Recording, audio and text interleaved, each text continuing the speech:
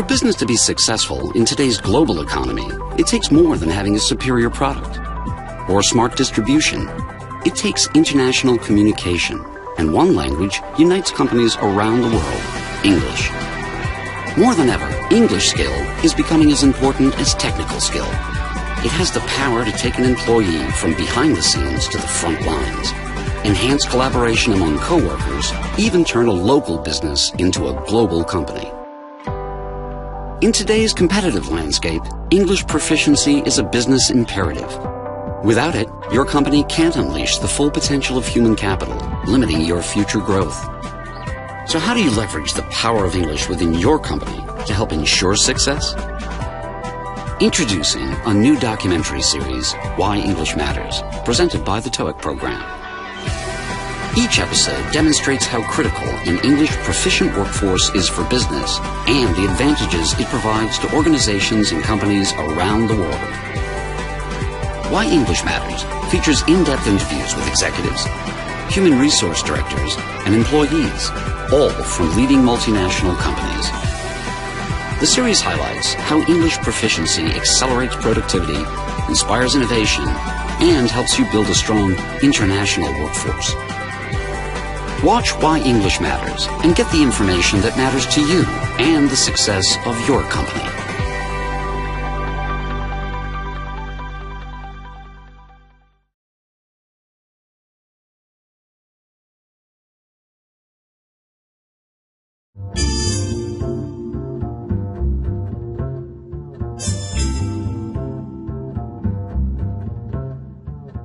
So why the TOEIC test? Well, according to ETS from their website, the TOEIC listening and reading test is a valid assessment of English language reading and listening skills for the workplace. Employers worldwide use the TOEIC test to determine who can communicate effectively in English across borders and cultures with coworkers and clients. These particular skills are necessary for email, written reports, newsletters, and other forms of business correspondence. And your TOEIC scores can help to make you a stronger candidate for job opportunities with global organizations. Demonstrate your ability to communicate across borders and cultures with coworkers and clients. Positively affect hiring decisions and other employment opportunities. And help you obtain new opportunities within a company. So, what went into the design for the TOEIC test? Where did their content come from? Well, as you can see here, ETS, the Educational Testing Service, has basically looked at a wide variety of areas of business and, of course, everyday life as well to kind of help inform the test design. I'm not going to go through and read every particular item here on the list, but as you can see, several areas are covered: general business, manufacturing, personnel and recruiting, health, dining out. So if you especially have a lot of workplace experience before you take the TOEIC, certainly I think you will find that the test will certainly be something you're very well prepared for. And of course, I also like to tell my students in our program that the TOEIC is also very good for just kind of assessing your everyday language ability, your ability to communicate with people around you pretty much on a daily and weekly basis. Now, on the TOEIC reading section, there are 100 questions in 75 minutes. Basically, it's divided into 3 sections. In this particular video, we're going to be looking at Part 5, which is the incomplete sentences section. And there are 40 questions on the test. The other particular sections we will address in future videos. Now, oftentimes students want to know just exactly what do the TOEIC scores tell me. Well, this is one area in which ETS has not necessarily given us a lot of information, but this was done as a particular study in several different countries. This one, for example, is from Bangkok. It was done to kind of compile to see what were the particular scores that this particular set of 5-star hotels, what they were using to determine who gets what position in their company. Now again, first off, when they refer to total score, this was done back in 1999, so at the time there were only reading and listening scores. But as you can see here to the left, they indicate the types of positions that they have at these particular hotels, and then the types of minimum scores that they generally recommend for people to apply for these positions. So as you can see, obviously, a lower score would be for a position where English is not used as much. And then, of course, for people who actually have to engage the public, all the way up to assistant manager or outlet manager, a score of 600 is what they're looking for. And again, the maximum scores here generally range in the 900. So as you can see, this will give you sort of a frame of reference when it comes to scoring, and maybe give you an idea as to what particular score you might be interested in on the test.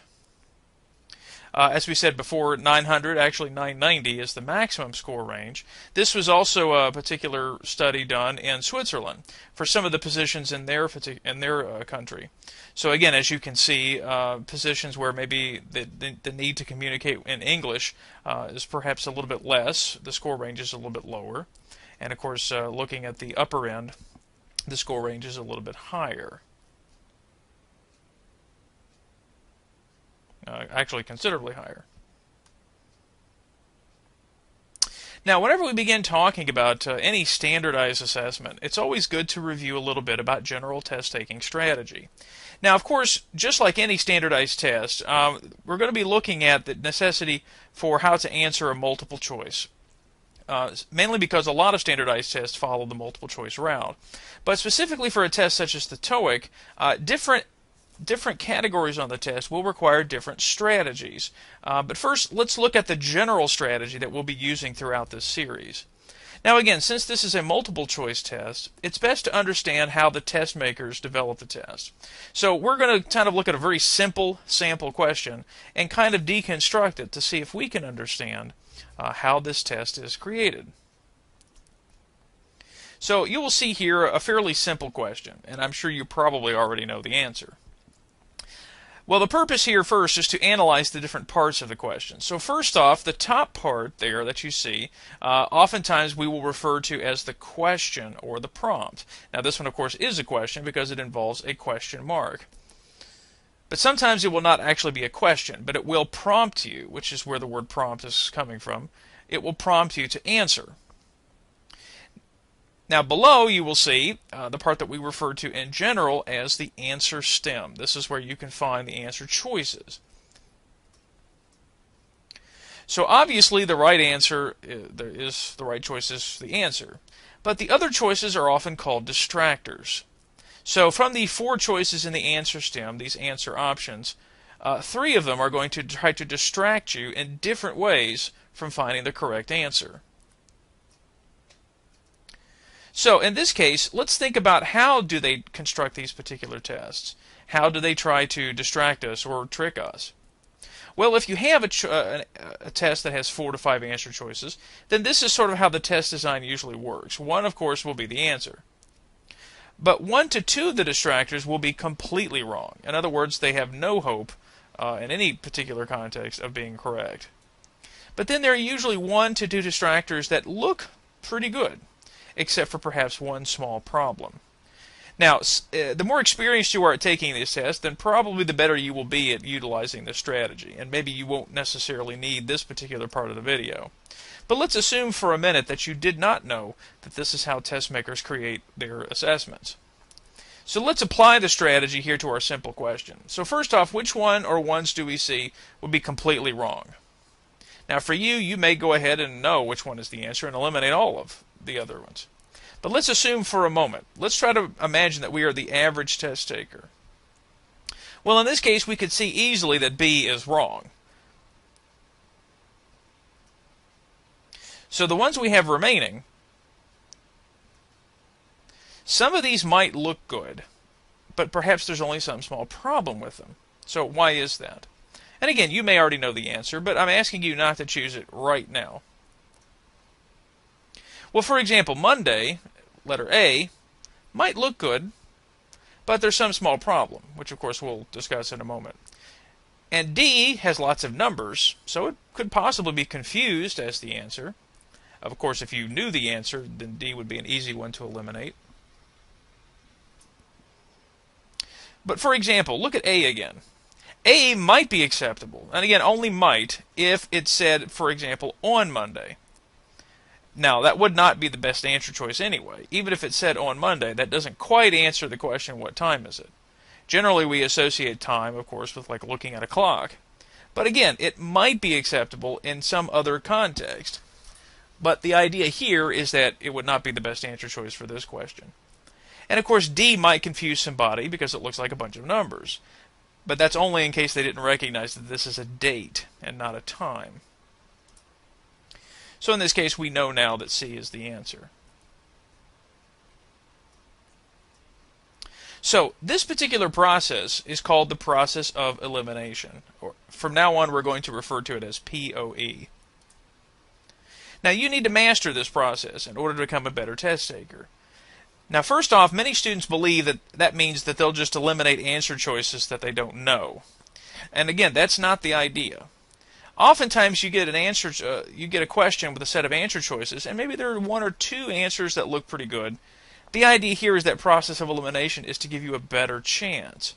So the first thing I tell students is you need to be confident in those choices. So don't eliminate something if you don't know what it means. So only eliminate answer choices you know are incorrect. Now, this brings us to kind of a hint when it comes to general test strategy. And that's oftentimes what I tell students is don't just choose the right answer first. Make sure you can eliminate the other answer choices, and then you'll have a better percentage to guess the right answer.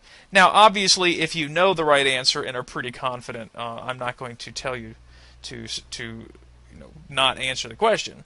But in this case, what I'm trying to say is this is a process, a habit that we're trying to develop. So don't just choose the right answer yet. Just keep it in the back of your mind. Now, again, the difficult thing is when we start getting down to only a few choices. So, for example, if you've reduced your choices to maybe 2, and you have one answer choice that maybe you know and one that you don't, always try both in the problem and see if you know the other one of them works. If it does work, so if you have 2 choices, one you know, one you don't, and the one you know works, that probably is going to be the correct answer, or at least your best choice. But remember, process of elimination is not a 100% solution. So again, no test strategy is. The only way you're ever going to improve completely on this test is to improve your English. So remember, process of elimination is just to give yourself a better chance. Okay, now let's look a little more specifically at the first type of question we're going to see on the reading test, and that is the incomplete sentences, or question type number 5. Now, first off, we need to recognize that question type number 5 is going to involve 2 major areas. And, of course, they're going to have smaller subcategories in these areas as well. Well, those 2 major areas are grammar patterns and word choice. Now, grammar patterns focus on generally what we might consider to be word families. And also we will see uses of verbs, different forms, different tenses, and so on. The word choice questions, on the other hand, tend to be a little more confusing because oftentimes the words themselves will not be the same word. Whereas with the grammar patterns question, many times it'll be the same basic word, but just different versions of it.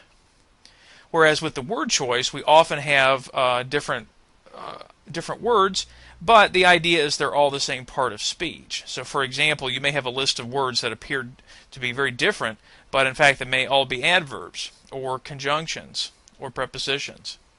The last category is one that often does kind of involve more of the traditional sort of business or workplace, and that's just the general business words that we often confuse.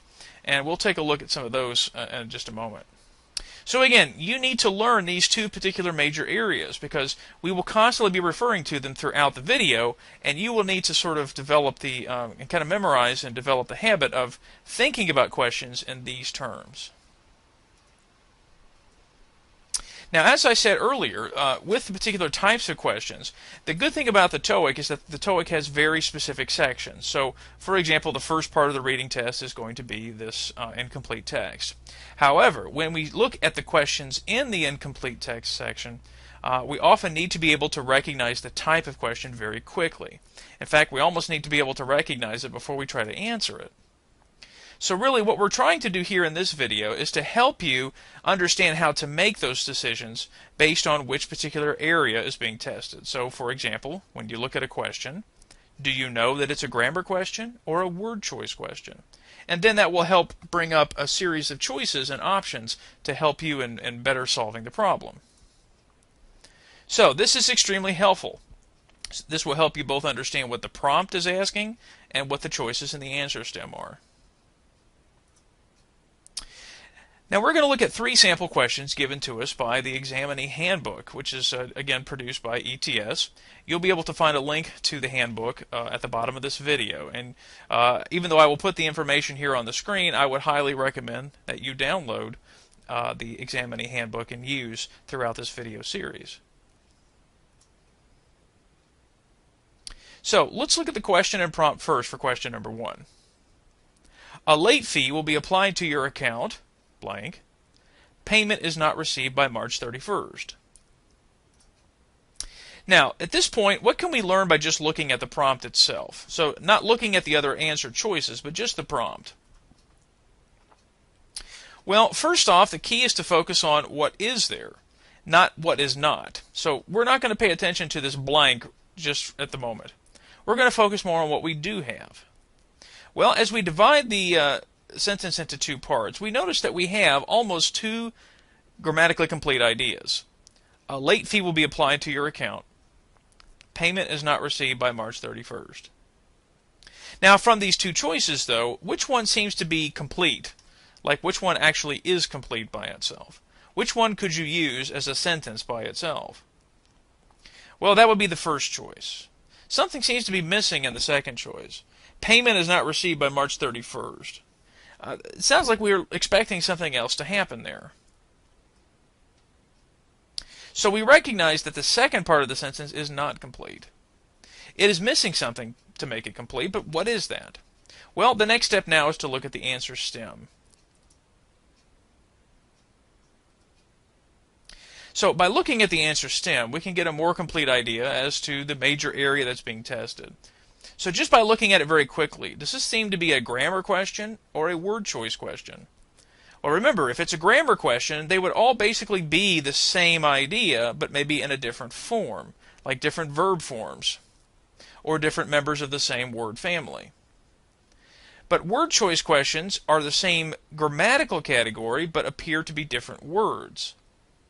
So in this case, we're actually dealing with a word choice question. Now remember, word choice questions, instead of focusing on the grammatical usage, are focusing more on the meaning and how it's used in the context. So it would even be more helpful to think about what is the subcategory that these words belong to. So as we go back for a moment to the 2 major areas and focus on the word choice section, we can see that these types of questions fall into the category of connecting words or conjunctions. Now, what we're going to do very quickly is go through each one by one, and try to decide what type of conjunction or connector they are.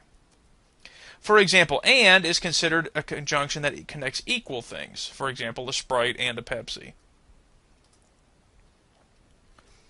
Whether is an adverb connector that usually relates to the condition of a choice. So, for example, I need to know whether or not you will go. But is a conjunction indicating a change or negation, but again, usually of grammatically equal things. I need this, but not this. So notice the particular balance of the sentence indicates that both ideas are grammatically the same. And then finally, another adverb connector that relates to a condition or choice. For example, I need to know if you are going. Now, which ones can we eliminate? As we said before, we generally want to try to find the ones that seem to be completely wrong first. Well, remember earlier we determined that both parts of the sentence are not equal, because both are not complete. Only the first part was considered to be complete. So in this case, A and C are conjunctions that we use only if both parts of the sentence happen to be complete. So in this case, we can easily eliminate A and C. What do we have left now? Well, now we have those 2 conditional connectors. Both of them are adverb connectors. But of course, they both cannot be correct. So now comes the point where we look at the strategy and think about, well, how do we compare the 2 to each other? In other words, what is the difference between them? Well, for example, whether usually indicates a choice between something or not, though that choice might be implied. Now, here's an example. Whether you were staying or not, I need to know how many people are coming. So notice in this particular situation, neither choice, whether you stay or you don't stay, these choices don't affect what's happening in the second part of the sentence. So in this case, we can think of the meaning of the word whether in this situation as similar to in spite of. So in this case, in spite of what you're going to say, I still need to know something.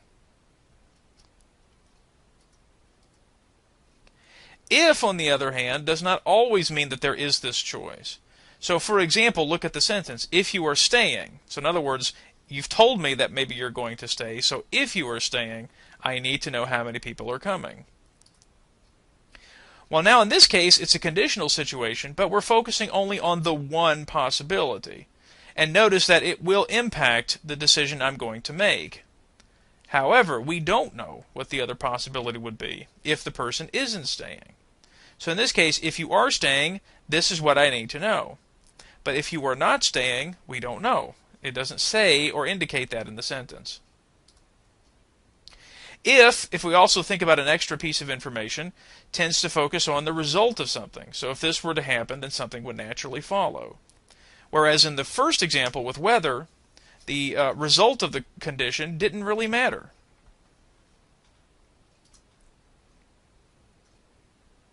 So in this case, which one makes sense?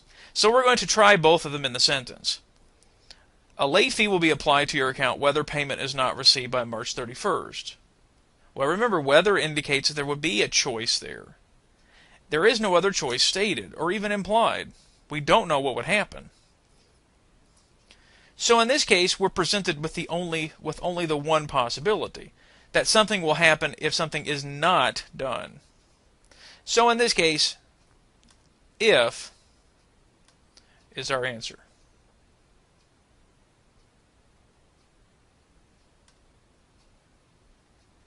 Now this brings us to thinking about a TOEIC shortcut. So think of these little shortcuts as sort of hints or ideas that will help you be a little more efficient on the test. So if you notice, when we looked at the prompt, we got some information about the question. But when we looked at the answer stem, we were immediately able to identify what type of question it was going to be. Was it a grammar question or word choice? So in this case, I'm going to recommend that you should probably look at the answer stem first in order to identify what kind of question it's going to be.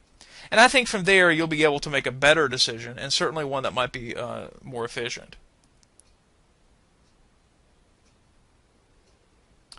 Now let's look at question number 2. So this time we're going to look at the answer stem first.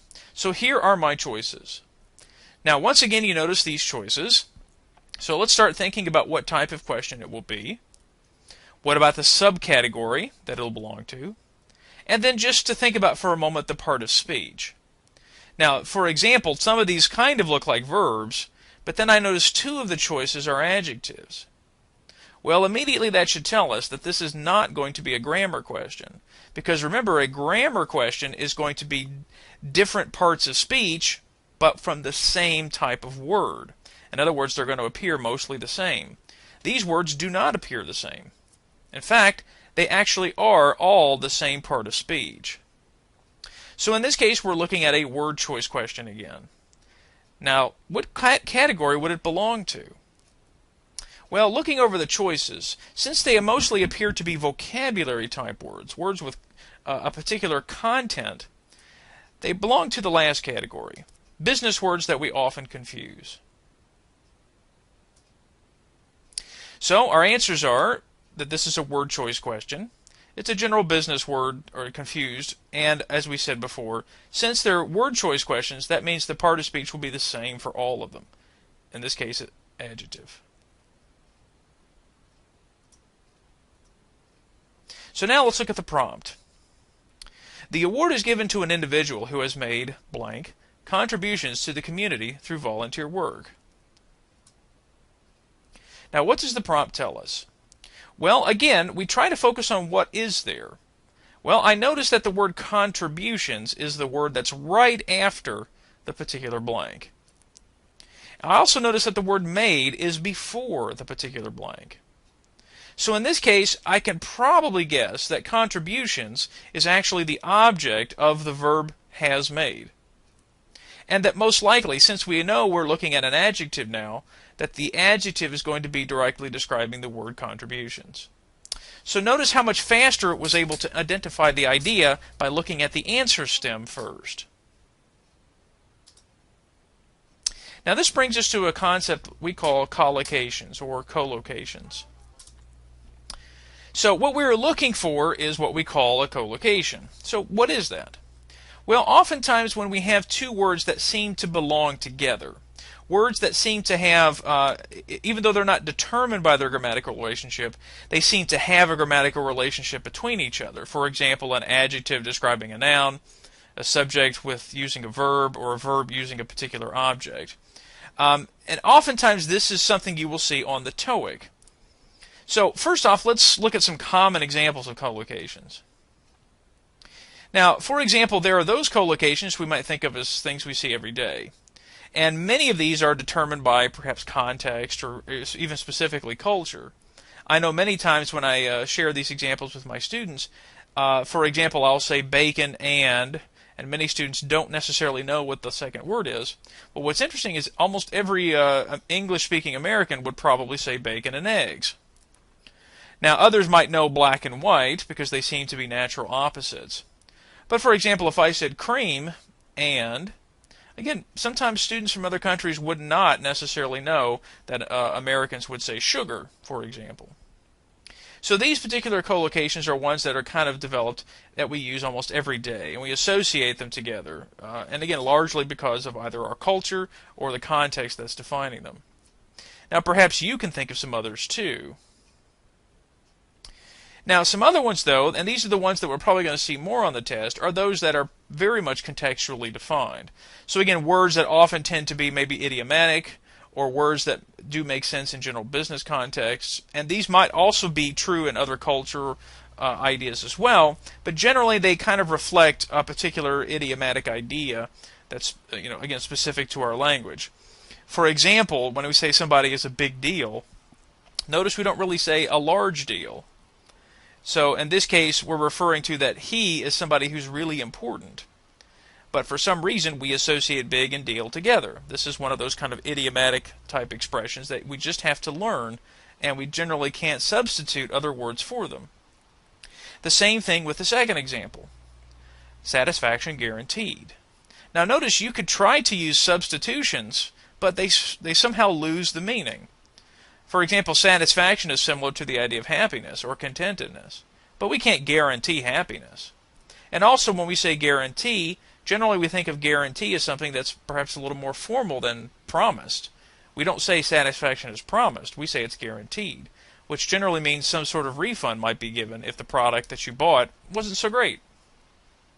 We also think about computers, for example. We call them laptop or notebook computers. So again, of course, this is changing. We've got iPads and other things, but generally notice we don't use other words to collocate with computer. So again, many of these particular ideas are things that are defined by their context, and they oftentimes can take on an idiomatic dimension as well. So in this situation, we kind of have to think about which words do seem to go together with the word contribution. Now remember, a contribution is a donation or a gift, usually of money. So now let's look at our choices again. Which ones can we eliminate first?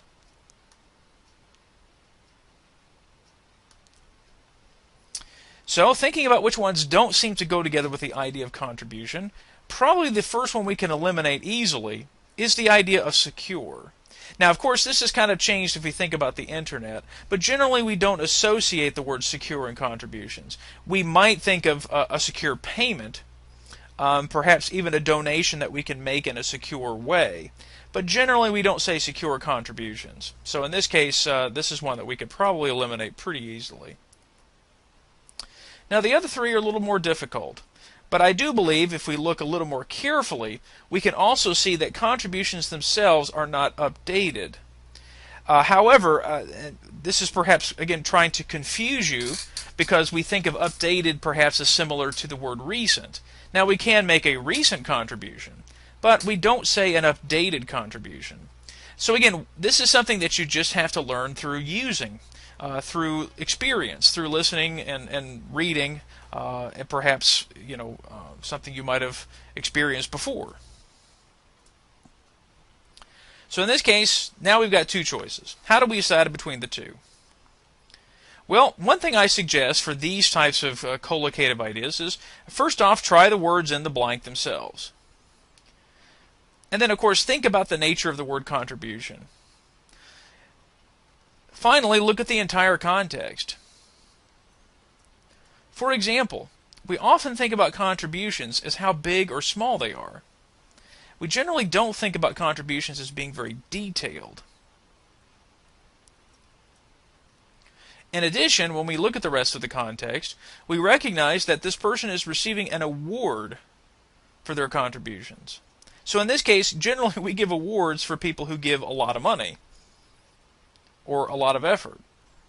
So in this case, if I think about the word large, which again may not necessarily perfectly go in the blank, large is very similar to the idea of significant.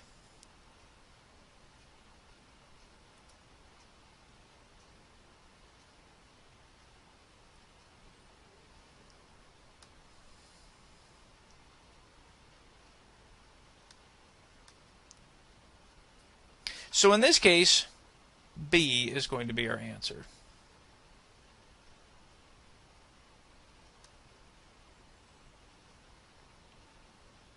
So this brings us to our next TOEIC shortcut. When we think about general business words, we really do need to think about the other words that are going together with it. So generally the first thing I tell students is when you can recognize that these are just confusing business words, look immediately at the words before and after the blank. Oftentimes you might be able to guess the particular pattern even without even thinking too hard. However, as we saw in this particular example, if you're not very familiar with the use of the other words, again, you may have to start making some very kind of informed decisions as to how to eliminate those answer choices. But again, make sure you look before and after the blank in order to try to establish what particular words are going together with the business word.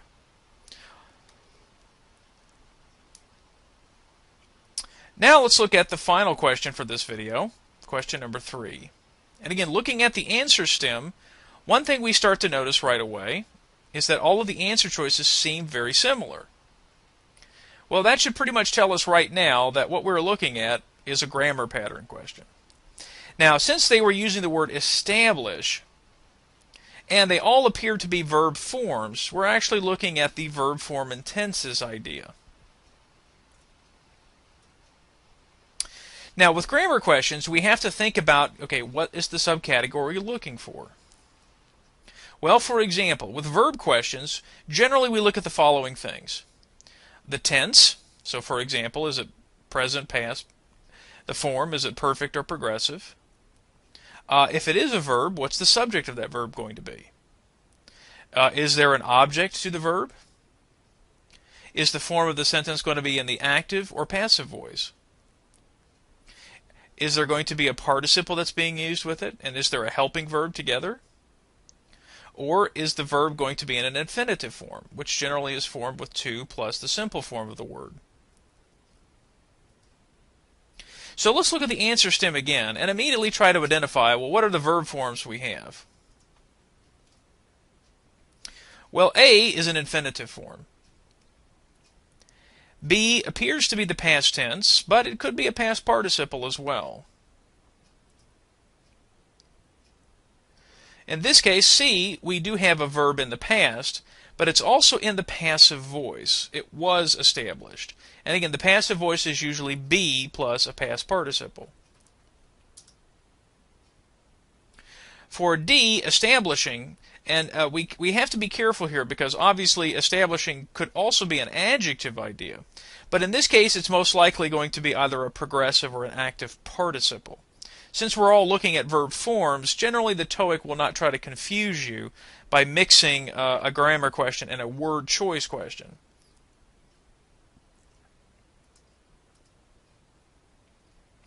Now, since this is a verb-related question, we got to think of a few things. Verbs are very complicated. So when we look at the prompt itself, we need to ask ourselves these questions. When did the action take place? Who or what is doing the action? And is it even logical for this person or this thing to do it? Who or what is receiving the action, if that's even possible? And are we looking for a complete verb or only part of a verb? So for example, we saw that we had only a participle as one of the choices. Is there another part of the verb, like a helping verb, in the actual answer, in the prompt? Now let's look at the prompt.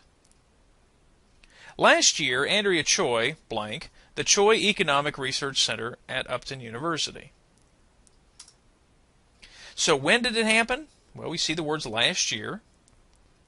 Who or what is doing the action? Well, again, there's no other verb in the sentence, so we can assume that the person before the blank is going to be the subject. So in this case, Andrea Choi. Is it logical for this person to do something? Well, again, Andrea Choi is doing something, so that seems very logical. And who or what seems to be receiving the action? Well, in this case, it appears to be this research center is receiving the action of the verb. So it looks like Andrea Choi is doing something to this particular research center. And as we said, it seems to be logical. Now, as we bring back in the verb choices, we can see that the word establish does seem to be, in this case, needing something to where she is using the particular verb to do something. So as we bring back in the answer choices, let's try to expand a little bit on our thought process when it comes to elimination. So A, for example, an infinitive usually needs to follow another verb. Well, in this case, there is no other verb in the sentence. So I think we can go ahead and easily eliminate A, because A needs another verb in the sentence. Now this one could be used as the past tense, as an active verb. So we can keep it here for a moment. C is also in the past tense, but it's in the passive voice. Now, in this case, since we don't necessarily want to eliminate all of our choices yet, we're keeping B. Why don't we keep C as well, since both appear to be in the past? And finally, this is a participle, but as we mentioned before, participles usually need helping verbs. Well, in this case, there isn't one already in the sentence, so we're going to eliminate this one as well. Now, how do we decide between these two choices? Well, again, both are in the past tense, but the difference between them is that one is in the active and one is in the passive voice. So in this case, it does appear that that is the main difference. Well, since Andrea Choi is the subject and she is a person, it would seem logical that B would be the answer. We usually associate people as being the active subjects of verbs. In fact, this is generally how English works. So in this case, we're probably going to stick with B as our answer.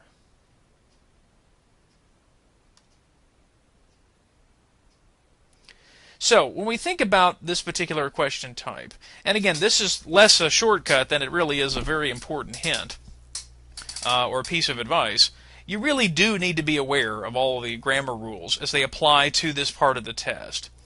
Now, as you've noticed, there are really only two basic sections. The word families section and the verb forms.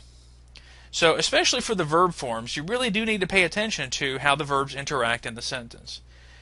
So if you see a verb, if you see verb choices, you need to think about the subjects and objects, the tense and the form, the active or passive voices, and of course the participles. Now, this obviously seems like, just generally good English advice to try to learn all of the grammar rules. But as you get more familiar with the TOEIC test, you will notice that most of the grammar questions they put generally are looking at words with just different endings, word families, based on the same word, or verb forms themselves. So I think you'll notice that that's generally the two main areas that grammar plays a part.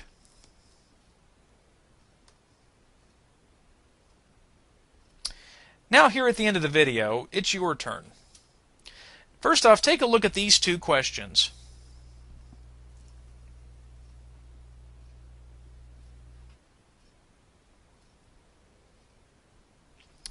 Now, as we said before, the first thing we probably should do is look at the answer stems to try to identify what type of questions are these, and which subcategories would they belong to?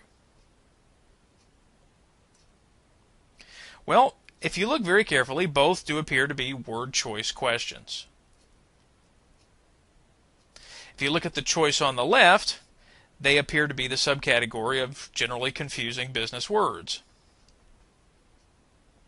The category on the right seems to be involved somewhat with pronouns, or some sort of referent type of idea.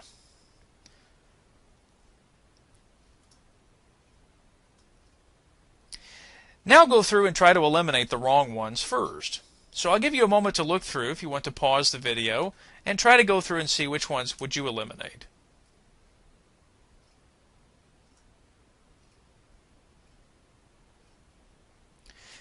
Okay, starting on the left side, as we look at the sentence, Mr. Ikeda, Miss Ikeda, and Mr. Arroyo are the final candidates under blank for the position of Director of Development. First off, we try to understand that the question is saying that there are two people being considered for this position. So in this case, we could probably go ahead and eliminate B, elimination, because they're being chosen, not eliminated in this case. And as we look at the answer choice on the right, of the two animated forms released today, blank is certain to be popular with children, while the other will appeal more to adults, it is apparent that they're referring to that there are two different audiences here. One seems to be popular with one group, and the other will be popular with another. So in this case, A doesn't make any sense. If they're saying that both will be unpopular with both audiences, that doesn't really seem logical.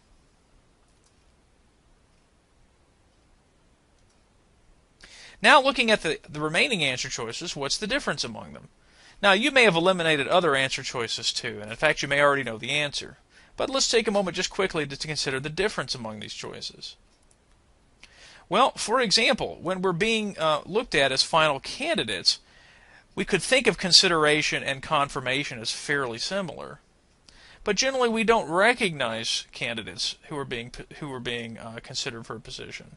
Usually recognition comes to somebody who's actually done something famous, or have done something popular. On the right side, when we think about our answer choices, we look right away and notice that another does not seem to make too much sense. Even though we have the other, generally we think of another as when we're giving a list of ideas. So this would actually be something you would put after the first choice. Well, here in this case, this is the first of the two choices, not the second. So in this case, we could easily eliminate D. Now look at your remaining choices. Which ones do you think makes the most sense? Which ones do you think make the most sense? Well, in this case, A is the answer for the left side. Partly because of the combination here, the collocation of the words under consideration. Generally, people are not under recognition or under confirmation. Confirmation does not necessarily work in this case. Confirmation is not appropriate for the context of hiring. Generally, confirmation is something you might see in a religious ceremony. On the right side, certainly another we've just eliminated. But when we think about the two choices that are remaining, it does appear to be something logical. It is certain to be popular with children. But the question is, what is it? Remember, in the first part of the sentence, there are two animated films. So in this case, it and two don't actually go together.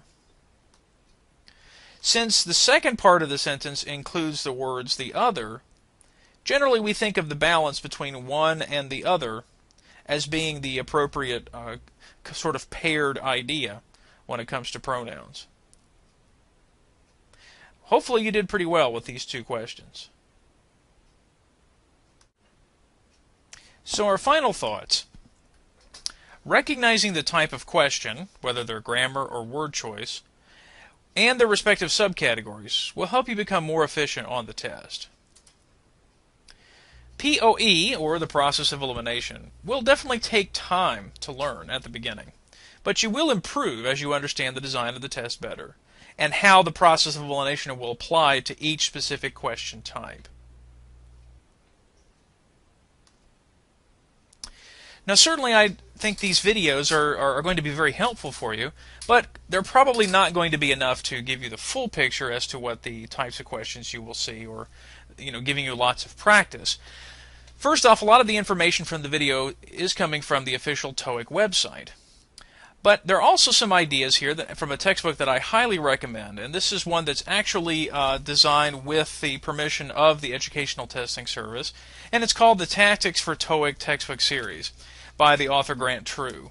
And we're looking right now from this first video from some ideas from the Listening and Reading Test textbook, but I would also recommend that if you're interested in taking the Speaking and Writing test, there is a textbook for that as well.